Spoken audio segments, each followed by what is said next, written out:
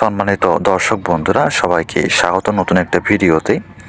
আশা করছি আপনারা সকলেই ভালো আছেন আর আমি ভালো আছি।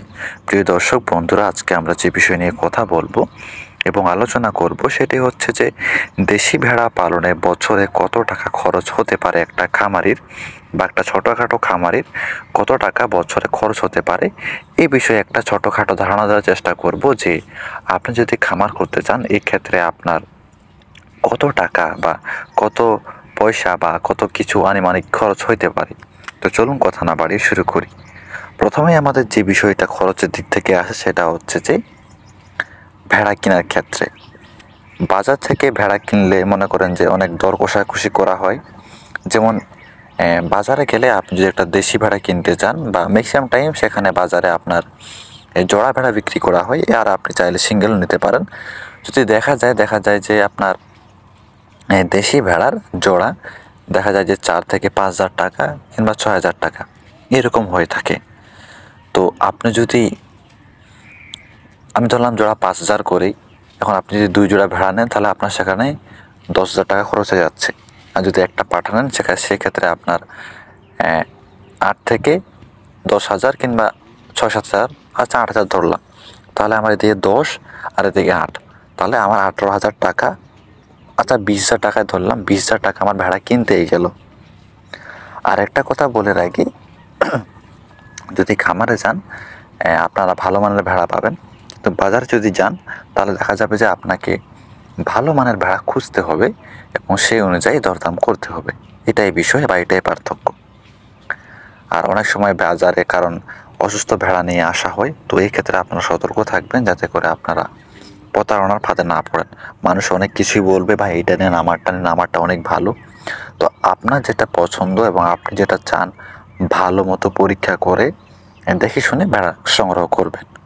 এটা গেল ভেড়া কেনার ক্ষেত্রে। তাহলে আমার ভেড়া কিনতে প্রায় 20,000 টাকা চলেই গেল।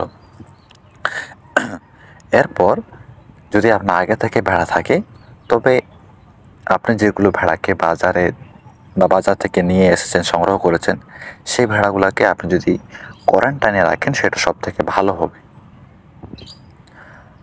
আর কারণ বাইরের ভেড়া নানা রকম রোগ থাকে, তারা নানা রকম জায়গায় ছিল এবং সংক্রামক রোগ থাকতে পারে, যেটা আপনার খামারে এসে অতি দ্রুত সহকারে ছড়িয়ে পড়তে পারে। তো এই ক্ষেত্রে যদি আপনি সতর্ক থাকেন বা কোয়ারেন্টাইনে সেগুলো রাখেন, তাহলে আপনার খামারটা সেফলি থাকবে। তো এটা অবশ্যই করবেন। আর যদি না থাকে তাহলে অবশ্যই ভেড়াগুলোকে নিয়ে এসে সুন্দর করে পরিষ্কার পরিচ্ছন্ন করে, যদি রোদ থাকে যদি পারেন গোসল করাবেন, তো গোসল করার পর আপনার খামারে রাখবেন। আর যদি আপনার একান্তই মাচাং থাকে বা ভেড়া রাখার জায়গা না থাকে, আপনি চাইলে মাটিতে কিছু পরিমাণ বালু দিয়ে তারপরে খড় বা চট বিছিয়ে দিয়ে সেখানে ভেড়াগুলোকে রাখতে পারেন। এটা হচ্ছে সহজ বিষয় যদি আপনি টাকা খরচ করতে না চান। আর গরম দিনে এরকম কোনো সমস্যা হয় না, কিন্তু একটা সমস্যা সেটা হচ্ছে যে ভেড়ার গায়ে দুর্গন্ধ হয়, যেহেতু সেখানে প্রসাব করে, সেখানে পায়খানা করে এবং পায়খানাগুলো গায়ে লাগে যায়। তো এগুলো আপনারা অবশ্যই পরিষ্কার করবেন যাতে করে ভেড়া দেখতে সুন্দর হয়। আর কোনো ভেড়া যদি আপনার কোয়ারেন্টাইনে রেখে যদি রোগ শনাক্ত হয় বা আক্রান্ত হয়, তাকে অতি শীঘ্রই আপনি ডাক্তারের পরামর্শ নেবেন এবং ডাক্তারের পরামর্শ অনুযায়ী চিকিৎসা নেবেন। আর আমাদের ওই দিয়ে খরচ গেছে প্রায় 20,000 টাকার মতন। আর যদি চরণভূমি থাকে তাহলে আমাদের খরচ নাই বললেই চলে। এই জন্য শুধু কেনার ক্ষেত্রেই খরচ, আর কোনো খরচ নাই।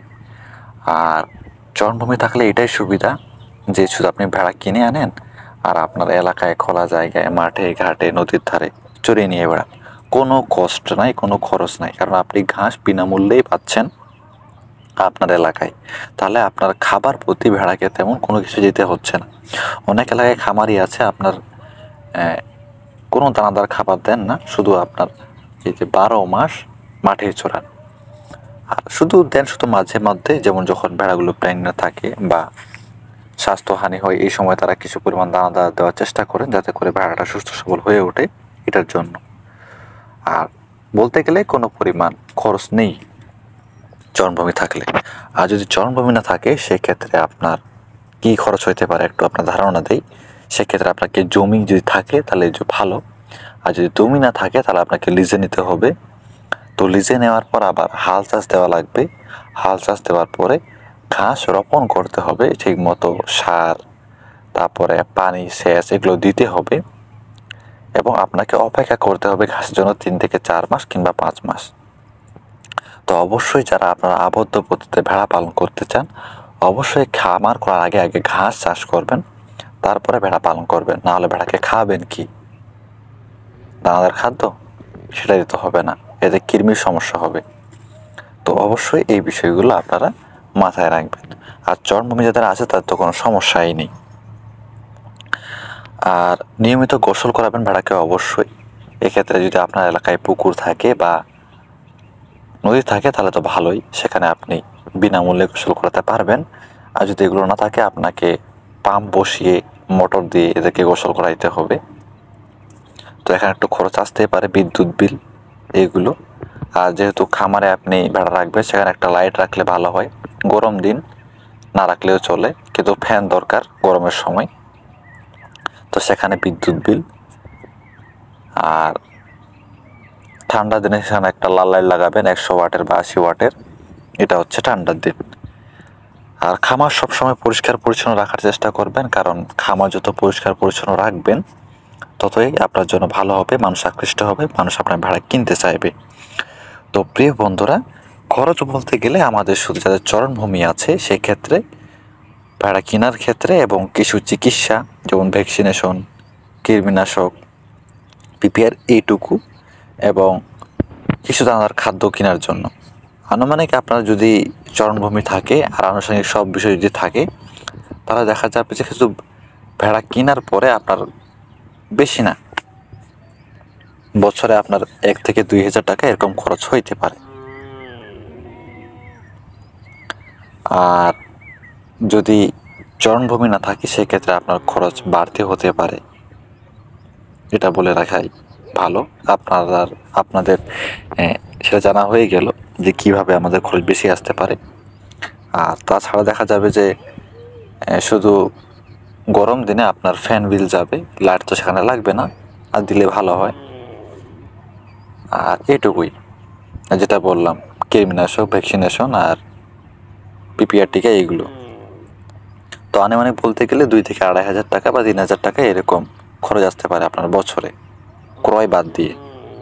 আর যদি ক্রয় দিয়ে ধরি তাহলে আপনার প্রায় 25,000 টাকার মতো আসতে পারে। আর কি একটু বেশি করে ধরলাম, যদি আরও লাগে। যাই হোক, এটুকুই আমাদের হিসাব। আশা করি বন্ধুরা আপনারা বুঝতে পেরেছেন। তো আনুমানিক আমি একটা আপনাদের ধারণা দেওয়ার চেষ্টা করলাম যে এরকম আসতে পারে, এর কমও হইতে পারে, বেশিও হইতে পারে। প্রিয় দর্শক বন্ধুরা, আজকের ভিডিও এখানে শেষ করছি। দেখা হচ্ছে নতুন ভিডিওতে নতুন বিষয় নিয়ে। ভালো থাকবেন, ধন্যবাদ। আর আপনি যদি খামার করতে চান আপনার খামারের জন্য শুভকামনা রইল। দেখা হচ্ছে নতুন ভিডিওতে নতুন বিষয় নিয়ে।